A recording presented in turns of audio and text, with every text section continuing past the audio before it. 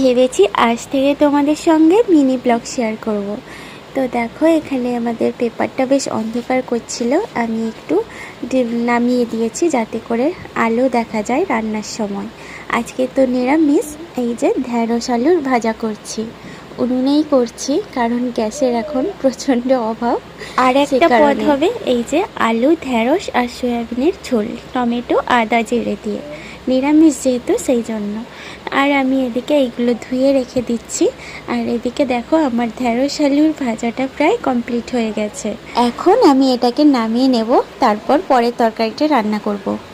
এই ভেজানো সয়াবিনটাকে আমি চিপে চিপে জল বার করে নিয়ে নিচ্ছি।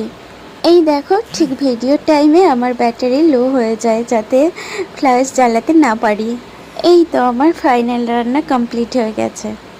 এই তো এখানে সেই আম বাটা রেসিপিটা করব। এই যে আমকে আমি সর্ষে লঙ্কা দিয়ে ভালো করে পেস্ট করে নিয়েছি, আর এখানে একটু গরম করে নেব।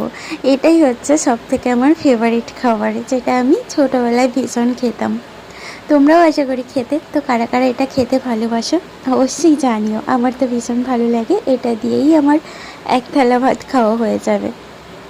লবণটা একটু যদিও বেশি লাগে, ভীষণ টক। তো চলো মিনি ব্লগটা এখানেই শেষ করছি, টাটা।